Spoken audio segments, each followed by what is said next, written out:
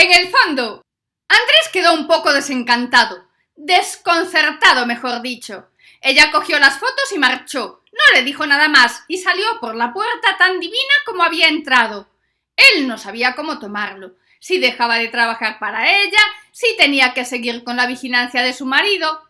Tampoco le dio más vueltas. Alicia se había marchado tan airada que ni le había pagado, así que hasta ver un fajo de billetes metido en un sobre o un cheque metido en un sobre, es que le tenía mucha fe a lo de los sobres. Así, cuando en los juicios le preguntaban si le habían dado dinero por algo, podía decir que no, tranquilamente.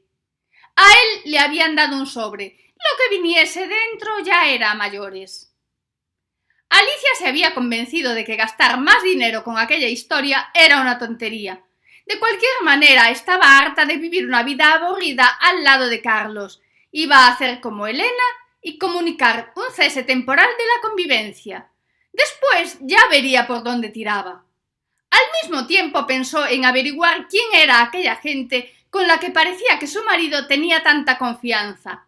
No porque le importase que tuviese una aventura, bien veía que la chica era guapa, pero si aquello era lo que estaba buscando su marido, ella no estaba dispuesta a dárselo. Se tendría que meter en quirófano de arriba a abajo, y para ser práctica, acababa antes cambiando de marido.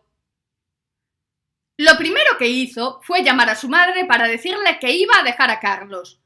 Carmen no se tiró por la ventana ni de los pelos ni nada. Le dijo «Tú ya eres grande y bien sabes lo que te conviene», que Alicia no esperaba, pero que agradeció. Pensó que le iba a ser igual de fácil contárselo a su padre, o incluso que sería mejor, porque a él, Carlos, no le caía demasiado bien. Ahí se equivocó. El concejal era más bien conservador en esos aspectos familiares. Le montó un número de primera, un número que a la antigua Alicia le costaría un disgusto, pero que a la nueva Alicia no le causó más trastorno que apartar el móvil de la oreja y darle a la tecla de colgar. Ahora quedaba lo más difícil, decírselo a Carlos. Tuvo clase, no se lo dijo por móvil, ni siquiera el tan de moda SMS. No, esperó a la cena. Él debió sospechar algo cuando Alicia le pidió a su madre que los dejase a solas un momento. Y no lo hizo, ni se le pasó por la cabeza cosa semejante. Él pensó más bien que era alguna de aquellas tonterías que hacía su mujer para reavivar la llama de la pasión, de aquellas cosas que leía en el Cosmopolitan y que ella creía que funcionaban, aunque la verdad, a él ni le iban ni le venían, dependía de cómo lo pillase el día. Y la verdad es que cuando escuchó lo de darnos un tiempo, a punto estuvo de partirse de risa. ¿Pero de qué trataba este número del Cosmo?, pensó, sin darle más importancia al tema. Claro que después la cosa se le fue aclarando más, y conforme se le aclaraban las cosas, también las fue tomando más en serio. Le dijo que se iba a marchar a vivir sola, que él hiciese como viese, pero que dudaba que su madre lo quisiese en casa no estando ella. Él lo tenía casi claro, aunque la relación con su suegra era muy buena, no pensaba que tan buena. Cuando terminó de decir todo lo que tenía que decir, que no es que fuese mucho, le preguntó si tenía alguna duda. La verdad es que tenía un montón de preguntas, pero lo que no tenía era ganas de hacerlas. Claro que se preguntaba por qué lo estaba haciendo, si alguien le había contado algo. Tenía ganas de decirle que no había otra, pero también tenía muchas ganas de tomarse ese tiempo que decía Alicia que se iban a tomar. Y tenía miedo de que al ponerse a hablar a su mujer le diese la nostalgia y le dijese que todo era una broma y que seguían como siempre. Ella se levantó y se fue para la habitación. Él quedó en el salón pensando a dónde ir. Tampoco es que tuviese mucha necesidad. Tenía un buen sueldo en el bufete y aquel piso de soltero que le había dado el ayuntamiento cuando lo de la expropiación por el maremoto. No se lo pensó más. Se levantó de la mesa, fue al trastero, cogió una de las maletas y fue a la habitación a coger lo más indispensable. Alicia no esperaba un número de desesperación por parte de Carlos. Tampoco que marchase tan tranquilo y con tanta normalidad como quien coge un avión para ir a una reunión de rutina a Madrid. Ella no lo veía. Estaba haciendo que dormía. Empezaba a sentir que se había equivocado y que le había puesto en bandeja el marchar con la lurpia de la foto. Después de todo, había sido ella la que lo había echado fuera. En el divorcio diría que ella lo echó y que lo de la lurpia vino después, para curar su corazón maltratado. No le faltó mucho para darse la vuelta y pedirle que quedase, pero decidió, por una vez, ser una mujer y afrontar las consecuencias de la decisión que había tomado. Si se había equivocado, pues se había equivocado. Cuando terminó de revolver, cerró la puerta y se marchó. A los pocos minutos entró su madre en la habitación para preguntarle qué tal estaba. Hacía tiempo que no sentía la necesidad del cariño de su madre. Hasta le había estorbado de adolescente, pero en aquel momento fue importante tenerla allí. Le dijo que todo iba a salir bien. Al día siguiente, bien temprano, llamó a Andrés. Él, en cuanto vio el número, dijo para sí un «¡Ya lo sabía yo!» y cogió confiado. Esperaba que le pidiese cita para pagarle lo que le debía y encargarle que siguiese con la investigación. «¿Dónde vive la espabilada esa?», dijo Alicia, sin un buenos días ni nada. «¿Cómo?», preguntó Andrés, que le gustaba ir al grano, pero no tanto. Ella le aclaró que se refería a la de la foto, y Andrés, disimulando mal, le dijo que no lo sabía. Ella le notó que la estaba engañando, así que lo amenazó con decirle a su padre que la andaba rondando de nuevo. Ella lo hizo inocentemente. Fue la única amenaza que le vino a la cabeza. Tampoco sabía hasta qué punto llegaba el pánico de su padre por la relación con Andrés. Pero él sí que lo sabía, y no quiso tentar a la suerte. Tampoco se lo quiso poner tan fácil como para que no le pagase, así que tiró por el medio y le dio mi dirección. No, si por unas o por otras, todos acababan diciendo mi nombre. Ella no lo dudó, se levantó, se puso más que divina y vino a mi casa. Con decisión, hasta que comenzó a ver las casas abandonadas y los escaparates vacíos con puertas oxidadas. Aun con miedo, siguió. Unas 20 sugerencias surrealistas de Sandra después, se nos ocurrió emplear las bombonas de oxígeno de repuesto para reflotar las mesas. Me llevó un mundo cargar todos los maletines en las mesas.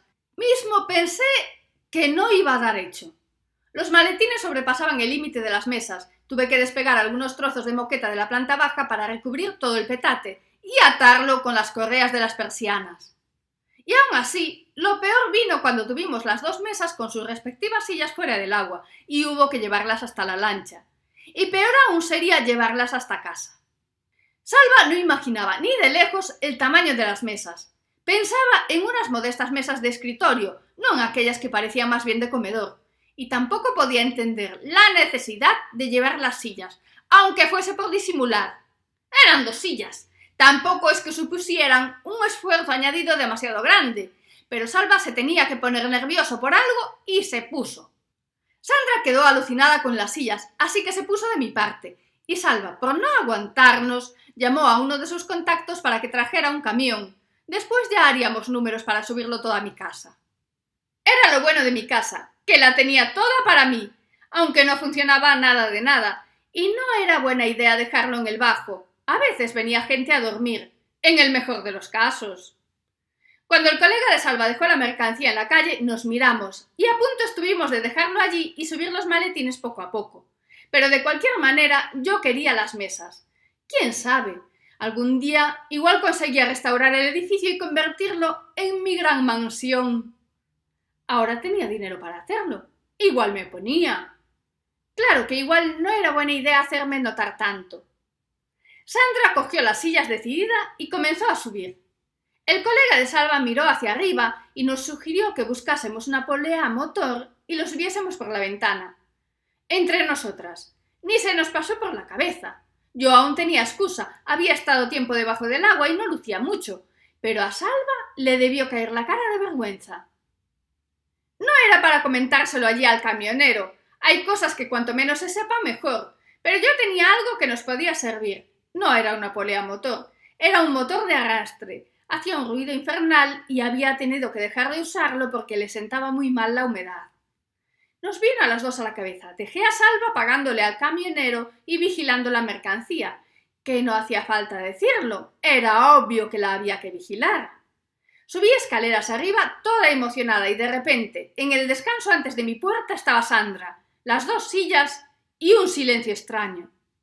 Antes de que abriese la boca, ella me dijo muy bajito que había alguien arriba, que tenía miedo. No, si a veces razona lo justo. Si tienes miedo, baja corriendo, hostia, no te quedes a ver si te matan.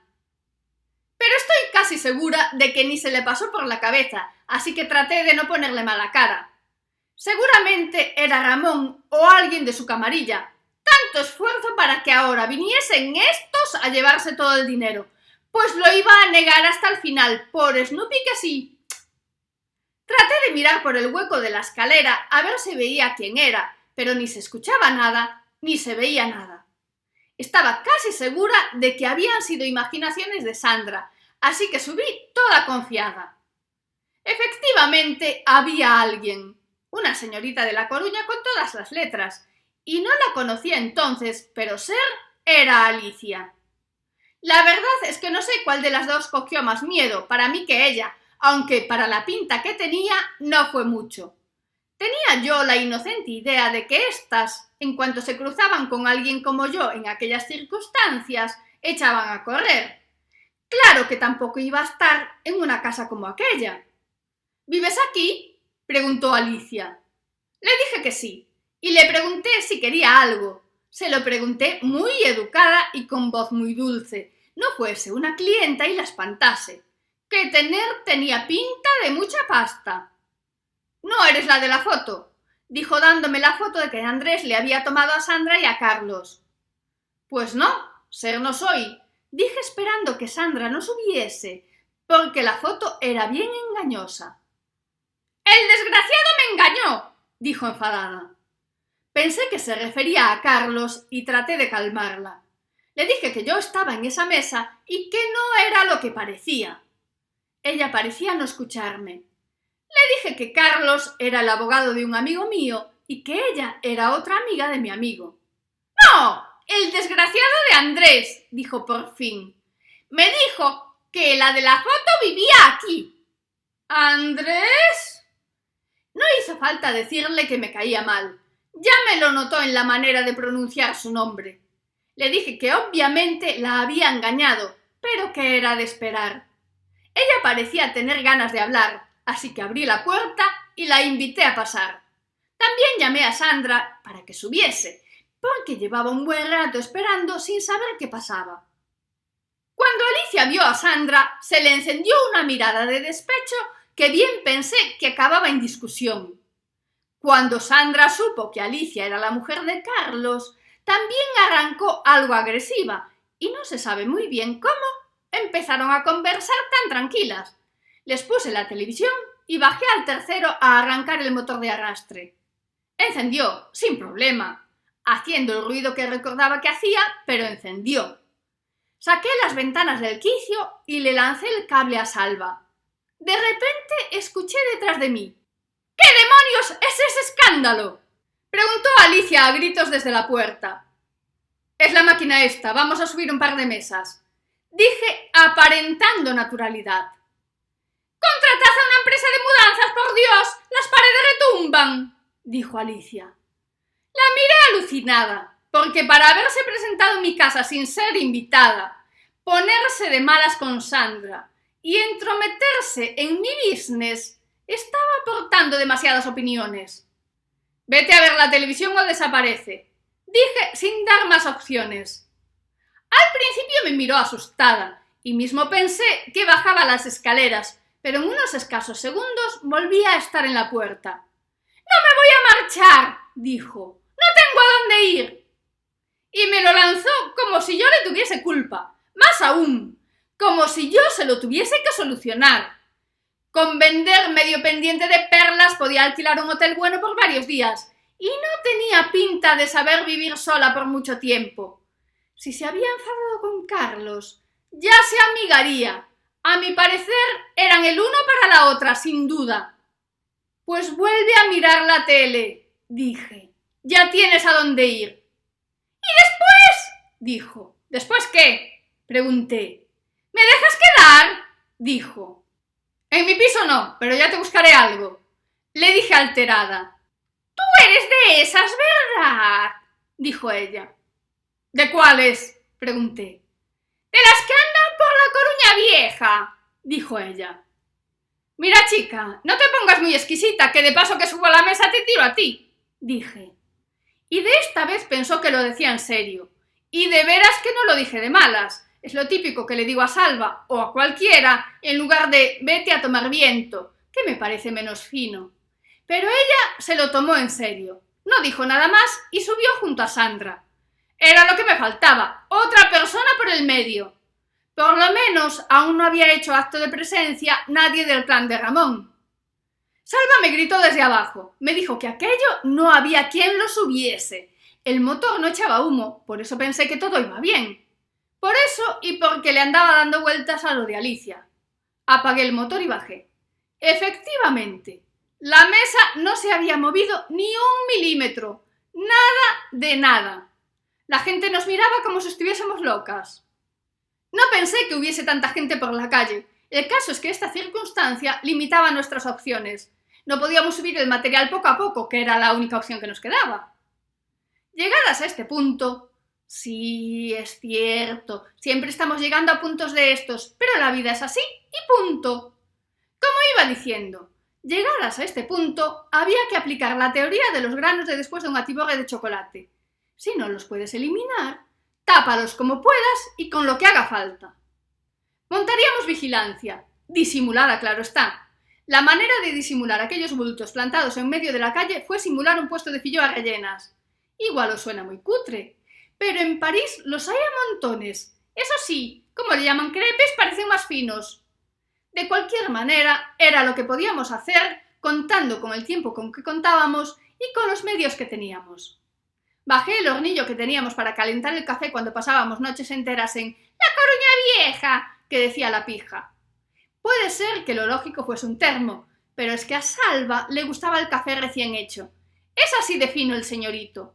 Yo hacía sándwich de sartén, que salían menos aplastados que los de sandwichera. Lo sé, al grano. Las mesas hicieron de mostrador, las colocamos en L, las movimos como pudimos poniéndolas al borde de la acera. Para hacer una U bajamos una de las mesas plegables, dejando la salida hacia el portal. Aquellas cortinas que tenía guardadas para regalárselas a Sandra cuando se casase hicieron de mantel, cubrieron de glamour el puesto, y tanto, como que las había sacado del Hotel Finisterre de una habitación de superlujo. Queda muy cutre de regalo de bodas, pero era para hacer el vestido. Si Escarlata pudo, nosotras también podíamos. Eran granate con dorados. ¡Espectaculares! Bajamos uno de los bidones de agua, harina, de la de cocinar, que de la otra nosotras no trabajábamos, huevos, crema de cacao, queso de untar y jamón cocido. Era lo que había. La gente nos miraba con curiosidad, como con asco.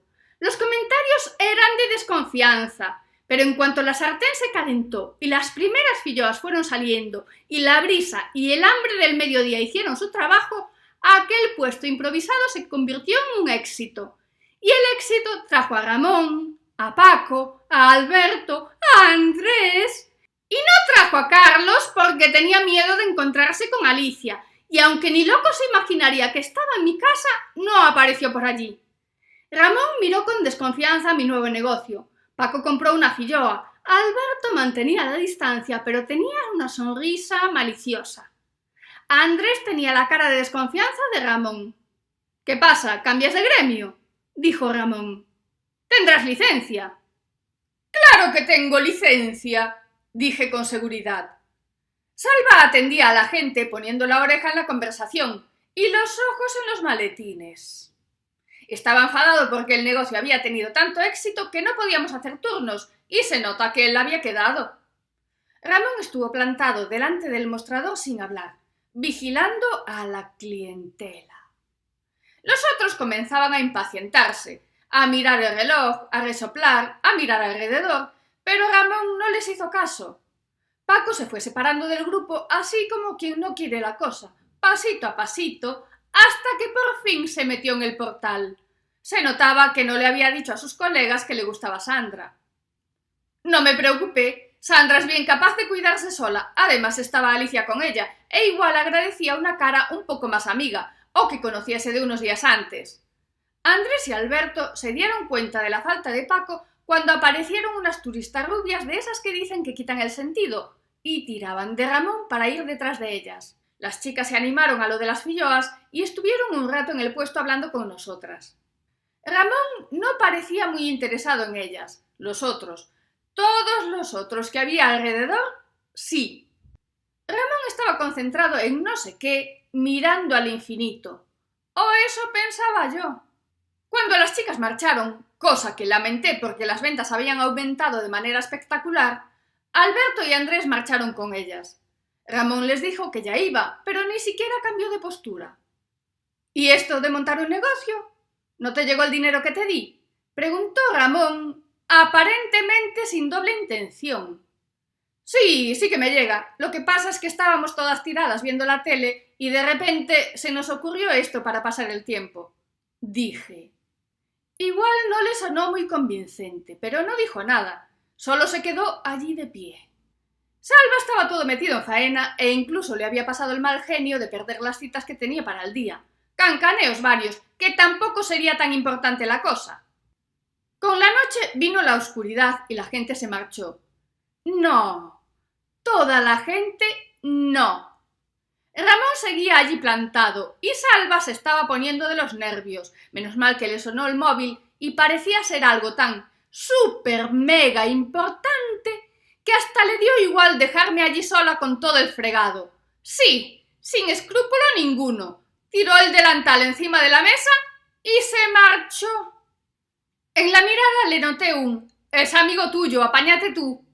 Yo le lancé otra mirada del tipo de «Después querrás que repartamos el dinero a partes iguales». Él me respondió con otra mirada del tipo de «Reina, que llevo más de 6 horas haciendo filloas y uno tiene sus necesidades». Y yo «Ya te entiendo, pero vaya papeleta que me dejas». Y él se despidió con una mirada del tipo de «Que te sea leve, igual vengo antes de que se marche». Con cierta sorna, mejor dicho, con mucha sorna. Y allí me vi a solas, a oscuras y con sábanas de terciopelo granate. Que sí, que no eran sábanas, que eran cortinas, pero visto que no tenía escapatoria y que no era plan de dejar toda aquella pasta en medio de la calle, pues aprovechaba. Total, por allí nunca pasaba nadie. Nunca pasaba nadie. Pues igual sí que era para dejar todo allí plantado, pero no era capaz. Ya me diréis qué más me tendría si total, hasta hacía unas horas no tenía ni un duro. Así que me iba a dar igual seguir así. Pues no, que no era capaz. Subimos, dijo Ramón. Pero esta vez lo dijo con intención, o por lo menos yo se la noté. Con mucha intención, de esa que hacía tiempo que yo necesitaba que él tuviese. Y voy yo y digo, no, es que no me apetece. Poco me faltó para decirle que me dolía la cabeza, porque me vino antes lo de que no me apetecía, que a sí mismo se lo plantaba. ¡Jo! Pero sí que me apetecía. Y a él también. Sí, puso una cara de decepción cuando le dije que no iba a subir. ¿Y eso?, preguntó. Le conté que tenía en casa una pesada que había dejado al marido y que llevaba no sé cuánto tiempo rayándome la cabeza con los defectos del elemento, y que como lo estaba pasando mal, no me parecía bien mandarla a paseo, pero tampoco tenía ganas de aguantarla. Acabé diciéndole que subiese él si quería.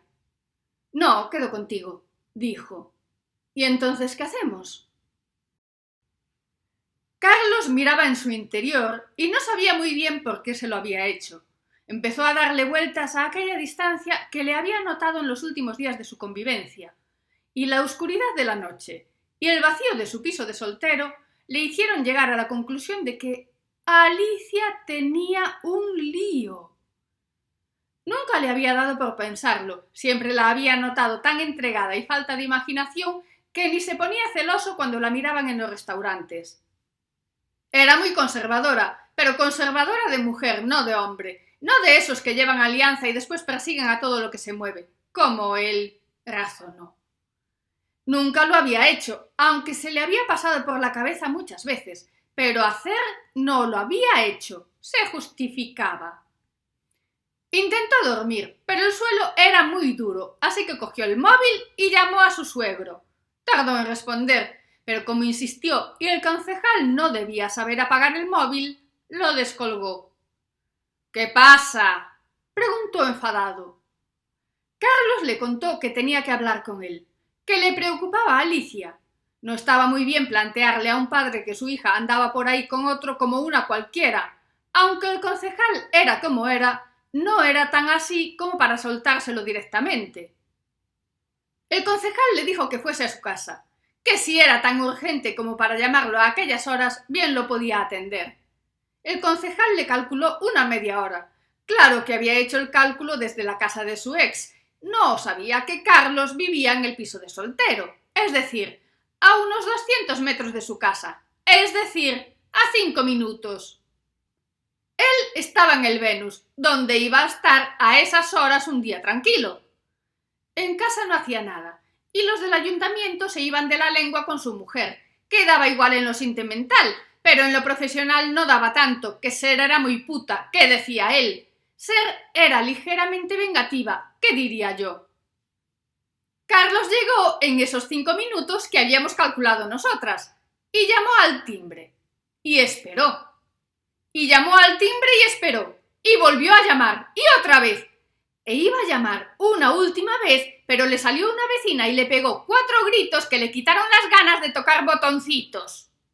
No del todo, porque decidió llamar de nuevo al móvil de su suegro, por si se había quedado dormido, por si le había dado un vaído y porque sí, que si él no dormía, el resto tampoco.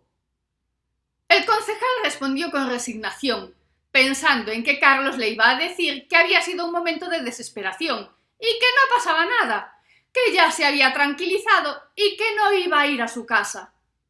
Después tuvo que estar ágil buscando una excusa para no estar en casa a esas horas.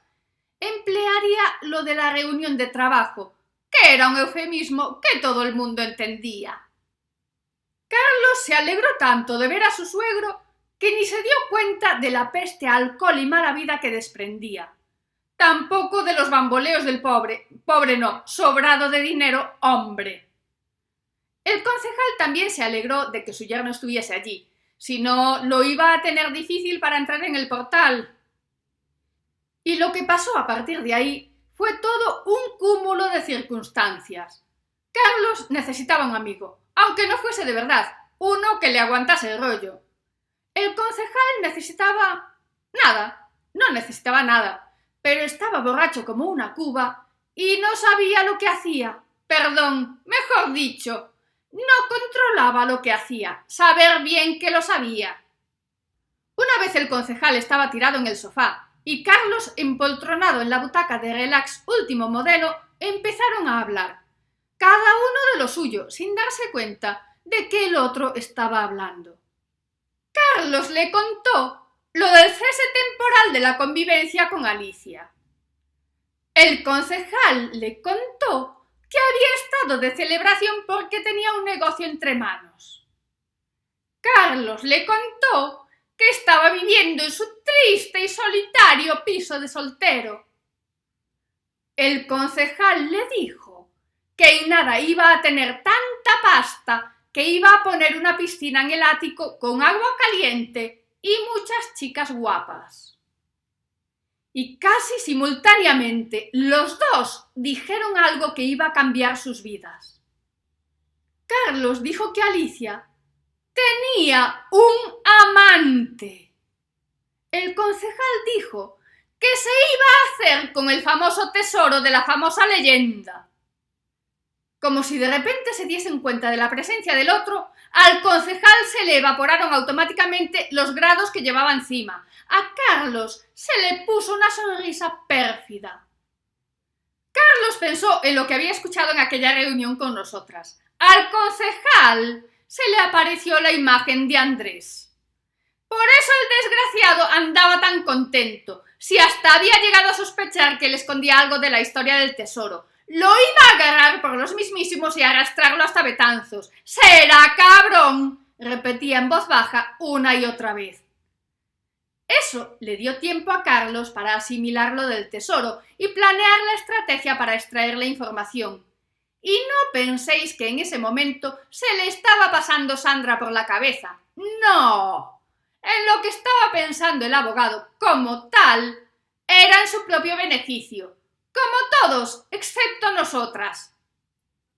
Tan enfrascado estaba haciendo la cuenta de la lechera que ni había escuchado las veces que su suegro había mencionado el nombre de Andrés. Él pensaba en la mejor estrategia para volver al tema de la piscina y, por lo tanto, al del tesoro. El concejal seguía con lo de «será cabrón». La verdad es que no le dio mucha más alternativa. Carlos se levantó del sofá, fue hacia el mueble que había enfrente y comenzó a abrir puertas hasta encontrar el bar.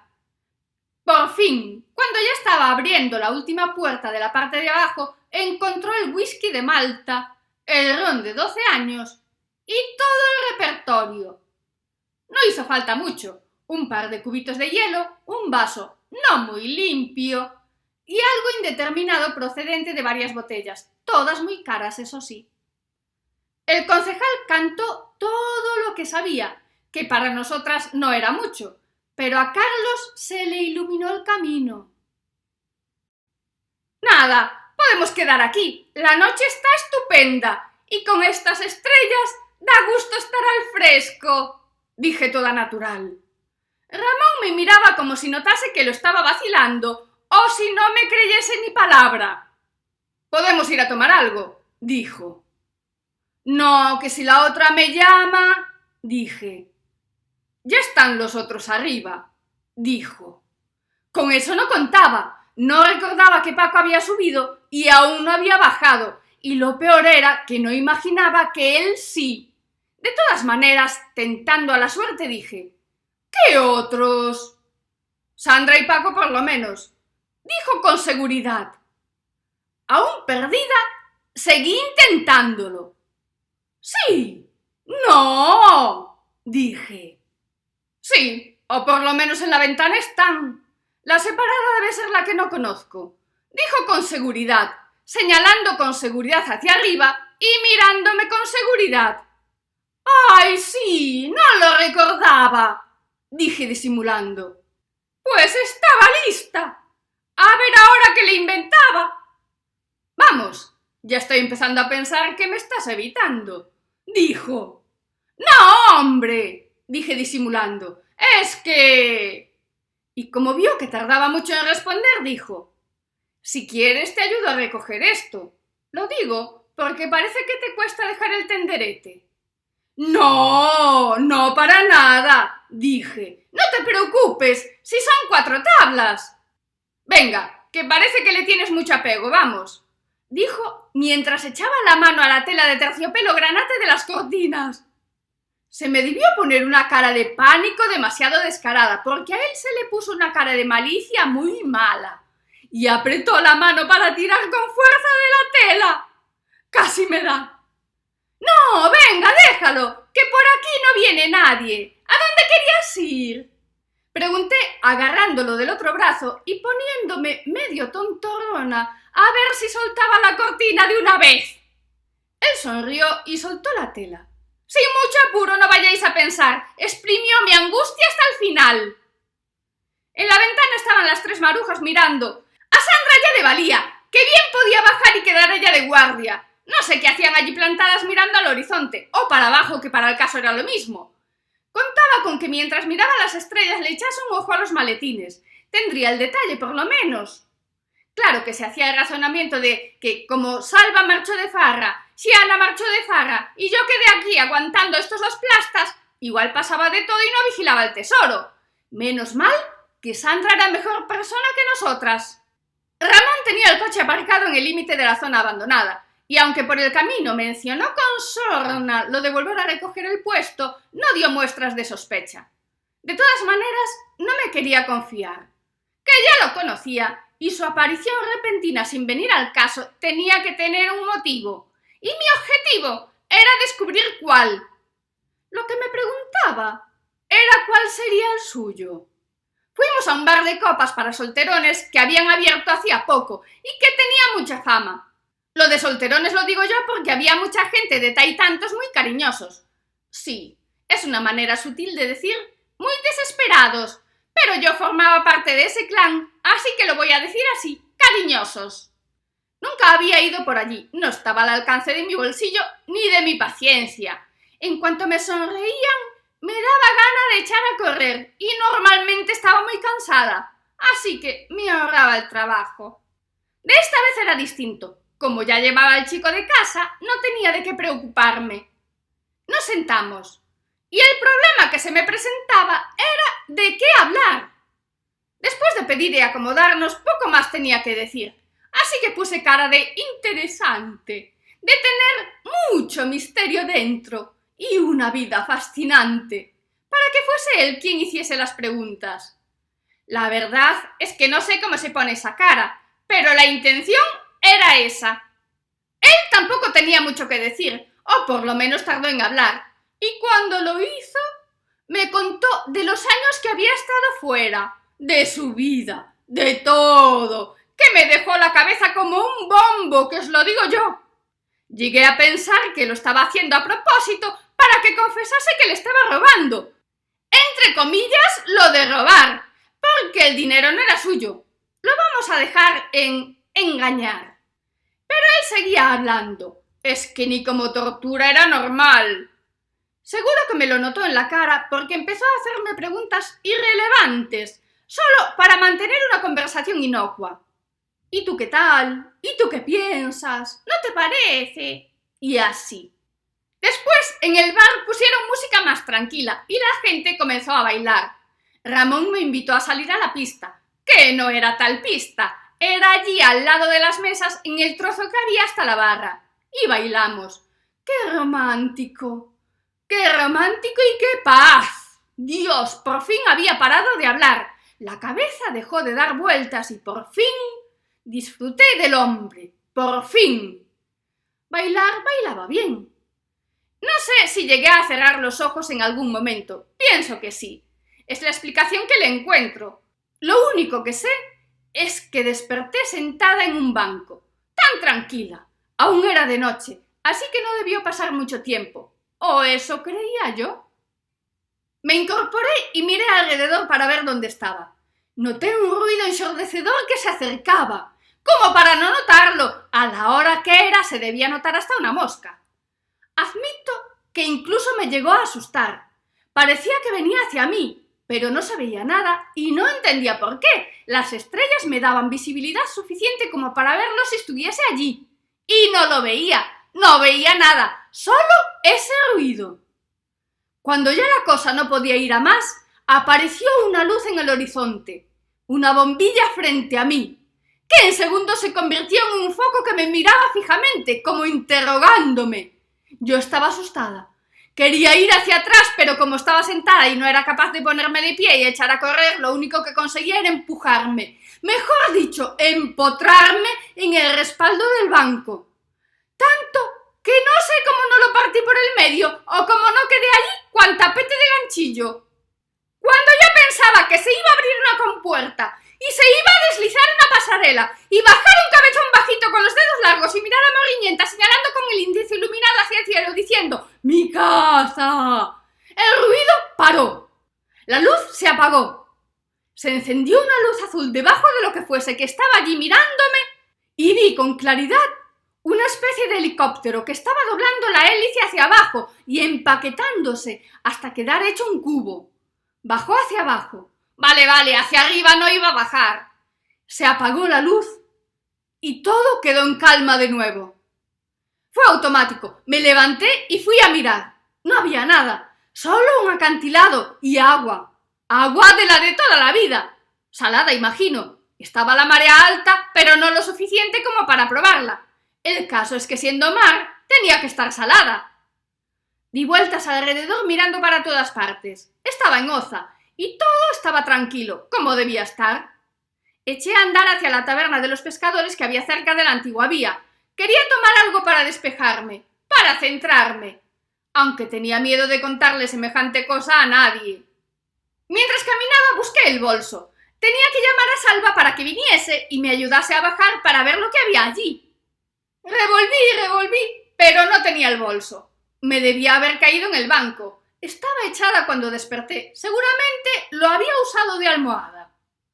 Di vuelta hacia el banco. Todo seguía en silencio. Seguía todo oscuro, salvo por las estrellas. En el banco no había nada y me senté desesperada. No solo tenía una laguna de sabe Dios cuántas horas, sino que había perdido el móvil. No tenía dinero ni memoria suficiente como para recordar cualquier número de teléfono de la agenda. No adelantaba nada yendo a la taberna, así que pensé en ir a casa. Estaba cansada, pero allí ya no hacía nada. Cuando llegué a casa esperaba encontrar a Alicia y a Sandra tiradas en el sofá con la tele puesta a los anuncios y todo lleno de papeles y paquetes de galletitas saladas tirados por el suelo. Pero no, todo estaba en silencio. Ya comenzaba a pensar que el ruido del supuesto helicóptero, nave espacial, nave extraterrestre me había dejado sorda, porque solo escuchaba silencio. No tenía llave, cosa que recordé cuando estaba delante del portal. Deseé que estuviesen arriba, pero llamé y nadie me abrió. En ese caso, solo me quedó agarrar una piedra, romper el cristal que tanto me había costado conservar entero y abrir desde dentro. En la puerta del piso fue más complicado. Cogí un alambre y lo metí por la cerradura. Di vueltas y más vueltas como en las películas, pero no se abrió. Bajé al primero para buscar una palanca y desmonté la puerta. Era obvio que no estaban en casa. Dentro había... sí, silencio. Tenía hambre, así que encendí la tele y mientras cenaba algo. En la teletienda había lo de siempre. Ya comenzaba a creer que había pasado una eternidad, que había estado metida en un agujero espacio-tiempo de esos y que cuando encontrase a mis amigas tendrían 40 años, 4 hijos y un chalet en la zona buena. Pulsé el teletexto y respiré con alivio y con cierta pena. Ya me había acostumbrado a la idea de ser 10 años más joven que el resto y tener algo emocionante que contar. No, solo había pasado un día, solo un día. Allá se esfumó mi emocionante vida para convertirse en lo mismo de siempre. ¡Qué decepción! Y allí estaba yo, viendo una aspiradora que era la leche, comiendo unos entrantes fríos. Lo de encontrar entrantes en la nevera casi en el mismo estado de conservación que cuando los había dejado ya me debió dar una pista. Pero hasta que miré la fecha en la pantalla del televisor no caí de la burra. Sí, allí estaba yo toda decepcionada. Decepcionada del todo. Del todo. Cuando finalicé, fui a mirar por la ventana. Sí, la ventana. Esa ventana en la que estaban Sandra, Alicia y Paco cuando marché. La ventana en la que la dejé vigilando el tenderete de filloas rellenas. Las mesas cubiertas con las cortinas de terciopelo que escondían los maletines llenos de dinero que habíamos rescatado del subterráneo de la Caja Universal. Y estaba mirando al horizonte. Y mirando hacia la carretera. Ese horizonte oscuro y silencioso con unas pocas estrellas. Esa calle vacía y silenciosa. ¡Vacía y silenciosa! Silenciosa sí, pero vacía. ¡Vacía! ¡Vacía! ¿Cómo que vacía? ¡El dinero! ¿Dónde estaba el dinero? El corazón empezó a latir con fuerza, muy fuerte, y yo a andar como una histérica de un lado para el otro, hasta que me senté delante del televisor y recordé que ya había pasado un día desde que yo había dejado todo el petate en la calle. Seguramente ya lo habían colocado. Salva, seguramente, había encontrado una solución de transporte. Tenía que hablar con él. No eran horas, pero tenía que saber qué había hecho. Salva tardó en abrir. Ya me estaba dando por pensar que se había fugado para el Caribe. De hecho, Salva era lo que decía que quería hacer. Abrió la ventana y miró como una vieja de las de antes. de las que gritaban «¡Joshua, como te coja te mato!». Me extrañó. Él abría sin más. Pero claro, no eran horas. Abrió la puerta, me agarró del brazo y me llevó dentro. Hablaba a gritos, pero reprimiendo la voz, como si quisiese hablar bajo. No entendía por qué. Vivía solo. ¿A quién estorbábamos? «Tía, por fin apareces. ¿Dónde te habías metido?», dijo Salva alterado. «Te llamé 1000 veces». «Me robaron el móvil, el bolso, todo», dije. Le conté a Salva lo que vi. Tengo que decir que por lo menos se le quitó la cara de sospecha que tenía al principio. Pero la verdad es que se le puso cara de madre en día de resaca, de la hija, quiero decir. No me creyó ni una palabra de lo que le conté, sobre todo lo del helicóptero plegable. Ahí no es que pusiese los ojos como platos, como en lo de antes. Ahí trató de aguantar la risa. Hizo un esfuerzo grande, pero no muy efectivo.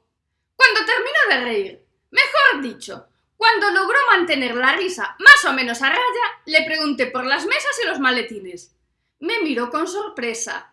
No era lo que necesitaba en ese momento. Me dijo que pensaba que las había escondido yo, que me había dejado a cargo de ellas y que cuando volvió al día siguiente no estaban, con lo que supuso que yo me había encargado del tema. Y aunque trató de disimular, le noté que en el fondo había un ligero recelo, como desconfianza, que casi llegué a pensar que me había fugado con el dinero. También tengo que decir que le noté algún remordimiento. Me dijo que Sandra me había visto marchar con Ramón y que cuando Paco, Alicia y ella marcharon, allí ya no había nada, con lo que supusieron que yo había vuelto para llevarlo todo.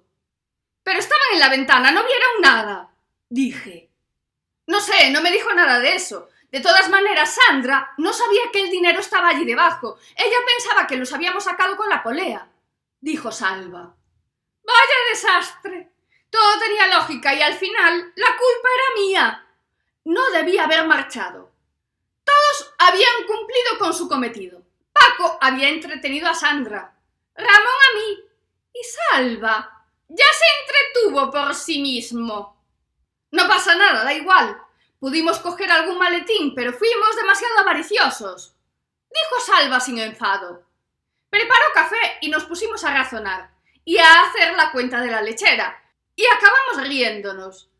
Bien pensamos en pasar de todo. Nos habían tomado el pelo. Hicimos todo el trabajo y volvimos a pringar. Y haciendo razonamientos de este tipo, nos pusimos de mal humor y arrancamos. No teníamos muy claro qué hacer. La última pista que teníamos era el baile con Ramón, así que fuimos a hablar con él. Salva abrió el portal con una llave maestra que tenía. Decía que si llamábamos al timbre, no nos iba a abrir. Yo esperaba que no se hubiesen marchado al Caribe, que era justo lo que debíamos haber hecho nosotras. Andrés tenía cara de mal despertar. Venía en calzoncillos y se apoyó en el quicio de la puerta como el hombre seductor que era, todo natural, atrancando la puerta. «Queremos hablar con Ramón», dije. «Muy bien», dijo él. Nos dijo que ni era su secretaria ni su madre para que le fuésemos a pedir permiso. Ramón hacía unos días que se había ido a una habitación en el Hotel Áncora, que seguramente necesitaría intimidad. ¿Y Paco?, pregunté. Paco está durmiendo. Si no lo habéis despertado, claro, dijo el cortante. Mientras él hablaba, yo escuchaba ruidos dentro y hacía esfuerzos por ver entre los huecos que dejaba. No vi más que unas piernas de mujer que salían al pasillo y se volvían a meter dentro de repente. Miré a Salva y le dije que marchábamos. Aunque la curiosidad me pudiese, tampoco era para que prefiriese saber quién era la dueña de las piernas antes que dónde había metido el dinero el desgraciado de Ramón. Fuimos al Hotel Áncora. No nos dejaron entrar. No podían molestar a los clientes. No fue tiempo perdido, por lo menos supimos que aún era cliente del hotel, que aún estaba allí. Cosa que me empezó a preocupar porque, si no se había ido, no fue él quien cogió el dinero. Entonces, lo de la habitación del hotel sí que era para lo de la intimidad, por lo que estaba con otra. ¡Manda narices con el tío! Como no teníamos nada que hacer allí y Salva ya se había desvelado, se dejó convencer para ir a Oza, donde le había dicho que había visto el helicóptero plegable. Aceptó, pero no porque me creyese, sino porque de camino se partía a mi costa y porque tenía curiosidad en escuchar de nuevo la historia. Lo que no esperaba era ver la luz azul que yo le había descrito saliendo del agua, y ese ruido ensordecedor que era bastante más fuerte de lo que yo recordaba y que daba vueltas sobre nuestras cabezas. Nos sentamos en el banco. Salva se sentó porque estaba alucinando y no se aguantaba de pie. Había unos 4 helicópteros dando vueltas y no parecía molestarles nuestra presencia. No parecían hacer nada útil.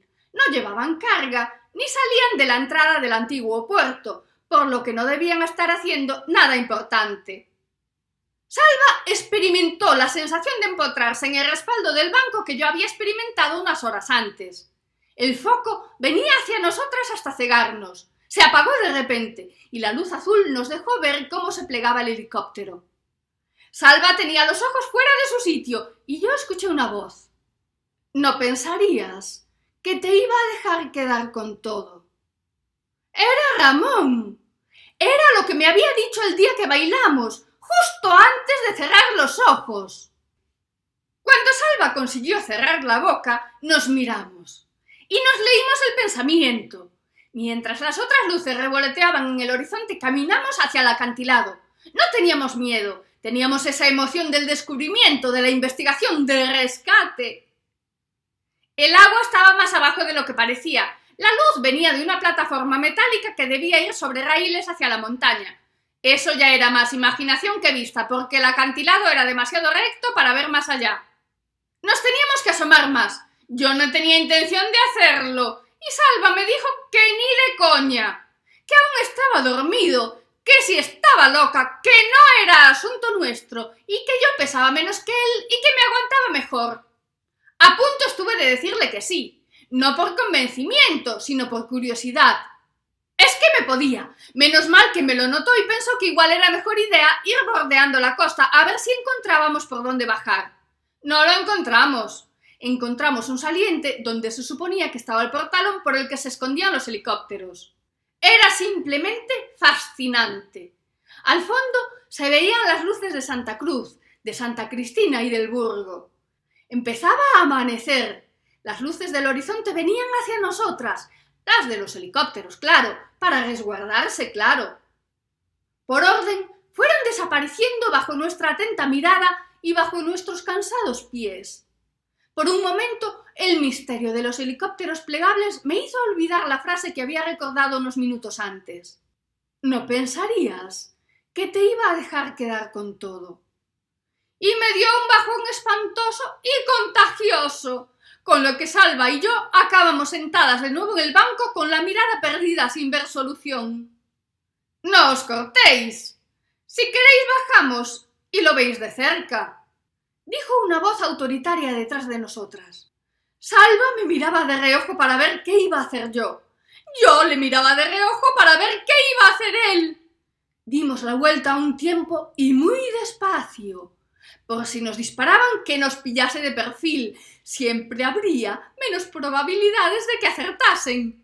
Igual en la nariz, pero igual nos hacían un favor. Era un hombre de uniforme. ¡Perdón! Era un Adonis que quitaba el sentido dentro de un uniforme que ni hecho a medida. Después de la consabida dilatación de pupilas, sentí alivio porque no fuese la policía y porque el dios de la belleza no viniese en son de guerra. Para nada, traía una sonrisa que casi igualaba a la del actor de ojos azules aquel de la Caja Universal. Yo me relajé. Salva seguía babeando, y el del uniforme pareció no darse cuenta de mi presencia, pese a que el grito lo había hecho en plural. Pero estaba claro que a mí ni me veía. Y sin ánimo de ejercer mi cobardía natural, ni de dejar tirado a un amigo frente al peligro, ni de huir a toda velocidad como si hubiese rebajas en el China Mágica, lo hice. ¡Vamos que sí lo hice! ¿Que iba a desaprovechar la oportunidad? Salva lo iba a entender. En el supuesto caso de que me engañase con lo de las miraditas, que ya se me hacía raro. Al principio anduve despacio, pero después pegué una carrera que se veía las telas desde el faro de Mera. Fui a mi casa. Quería ponerme espectacular para volver al hotel de Ramón. A ver si se atrevía a decirme la recepcionista, el director y María Santísima que no estaba Ramón. Tenía guardado un traje de antes del maremoto que no tenía pensado volver a poner, pero que guardé por si llegaba el día. Y había llegado. Me quedaba un poco flojo, señal de que antes llevaba mejor vida. No, mejor dicho, que hacía menos ejercicio, que ser era una seta en el sofá. Una última visual en el espejo. Bah, no estaba mal. Rara, pero mal no. Vaya, parece que me equivoqué de puerta. Vaya, el día había empezado fuerte e iba a peor. No ganaba para sustos. Fue a abrir la puerta y dar con Ramón apoyado en el quicio, todo ancho, todo natural. A ver si me había equivocado con él. ¿A dónde vas tan emperiquetada?, preguntó. Y no me miraba con disgusto, por mucho que me criticase. No, para mí que lo había sorprendido. Me dijo que teníamos que hablar, que lo dejase pasar, pero aun estando en la entrada de mi casa, con la puerta abierta, le dije que muy bien que fuésemos a un bar, que una no se pone de punta en blanco para quedarse en casa. Él me dijo que no estaba para historias y que si no le dejaba pasar, ¿qué hablaba allí en la puerta que tanto le daba? Total, poca cosa quería decir. No me gustó nada el tono que empleó y como para chula yo le dije que si tan poca cosa era, que lo soltase de una vez. Y lo hizo. Tienes que bajar a por el resto, soltó. ¿Qué resto? ¿De qué vas?, pregunté alterada. El resto de la pasta. Solo sacaste la mitad, porque no la tendrás escondida en casa, ¿no?, dijo medio en broma. Le dejé bien claro que habíamos subido todo lo que había encontrado y que si había algo más no estaba en la caja y sobre todo, y más importante, que no tenía ni la más mínima intención de volver a hacerle de criada. Él sonrió con malicia y me dijo que le parecía muy bien que fuese tan inocente como para pensar que podía engañar al resto, pero que él me conocía muy bien y que iba 3 pasos por delante. Me dejó bien claro que iba por libre y que no tenía intención de repartir con sus colegas, pero que el concejal no era tan bueno de conformar, que no le había colado lo de que no sabía nada y que yo se la había jugado. Así que tenía que bajar a por el resto para dárselo al concejal, que él ya había colocado los maletines y no podía volver atrás la operación. Me dejó descolocada del todo. No era la primera vez que me la jugaba, y sí, había sido demasiado inocente pensando que lo daba engañado. Pero no le veía sentido a que trajese a sus colegas y después los dejase colgados, aunque me cuadraba con lo que nos había dicho Andrés. Claro que también me dio por pensar que era toda una comedia para aprovecharse más de mí, que era bien capaz. Fuese como fuese, le dije que lo fuese arreglando como pudiese, pero sin mí. Él se marchó y mientras bajaba por las escaleras soltó. Eso ya lo veremos.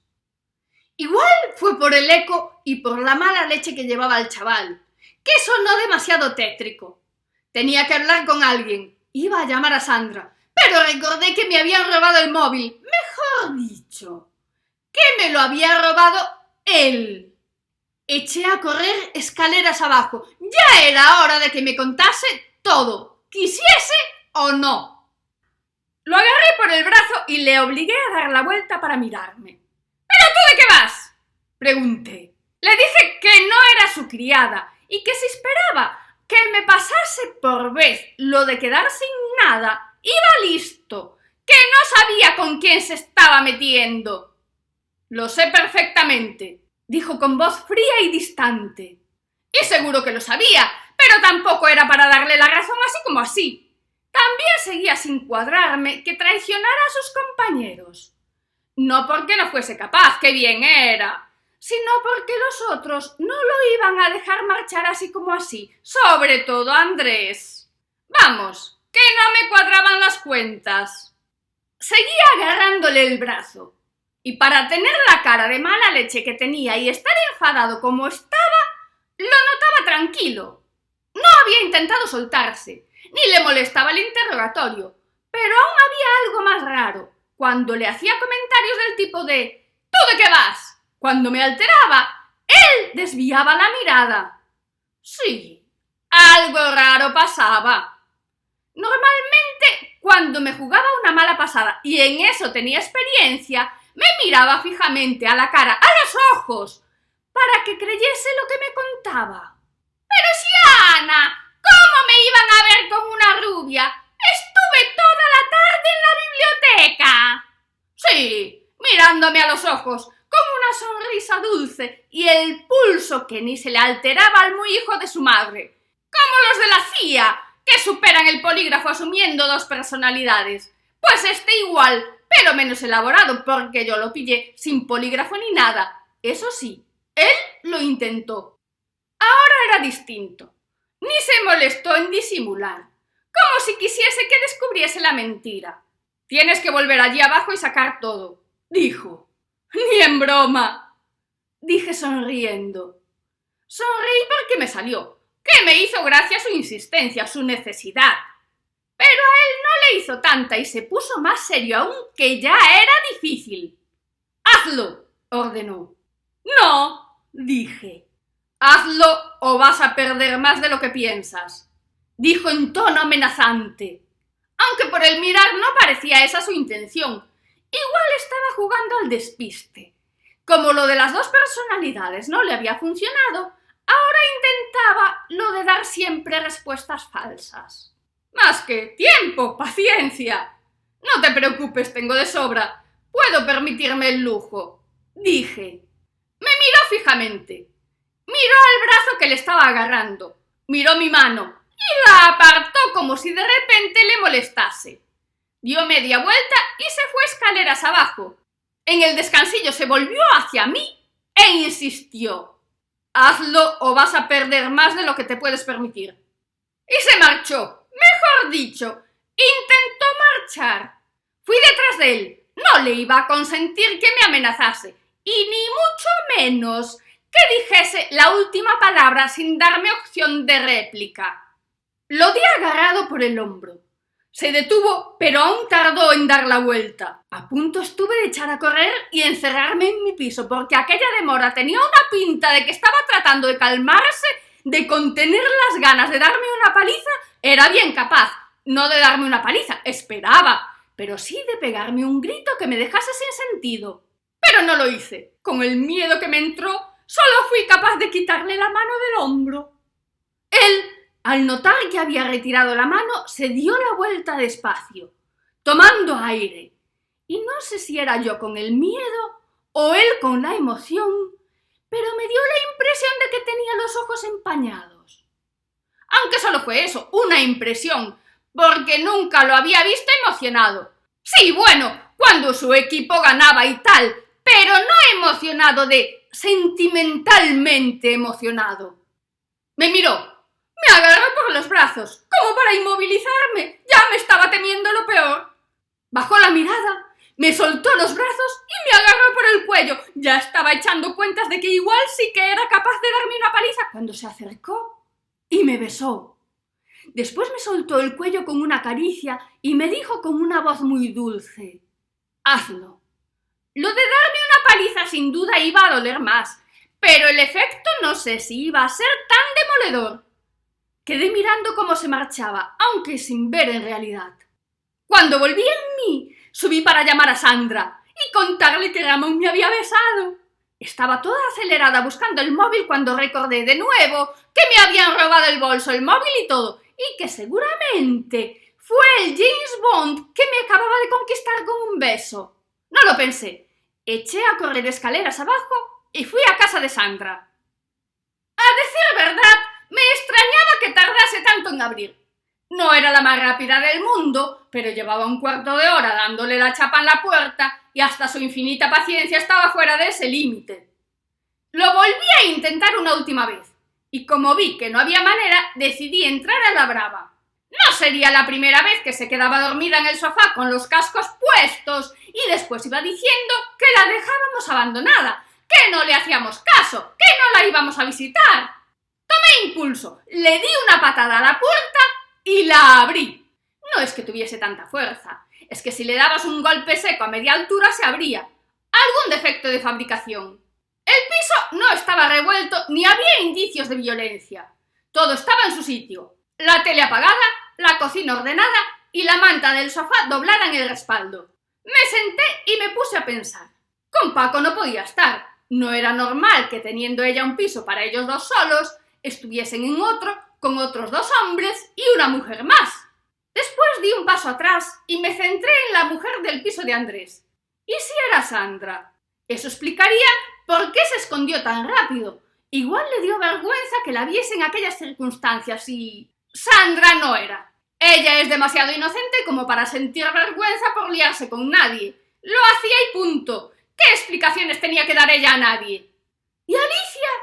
A ver si el numerito de mujer engañada era un truco para acercarse a nosotras. O peor, a ver si le dio un ataque de celos y la despachó. Me levanté, recorrí el piso de nuevo a ver si encontraba algo. De repente escuché un zumbido que venía de alguna parte. Sonaba clueco, como cuando metes una zapatilla en la lavadora.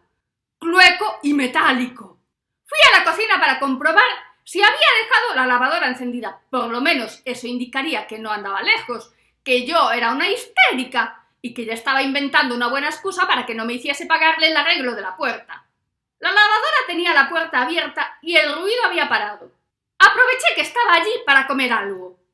Debía llevar unos 2 días sin comer, o eso pensaba. De repente, el zumbido volvió a aparecer. Venía de la lavadora sin duda. Miré dentro. Era un móvil. Eché la mano dentro y lo cogí. Seguía zumbando. Era mi móvil. ¡Era mi móvil! ¿Pero qué demonios hacía mi móvil en la lavadora de Sandra?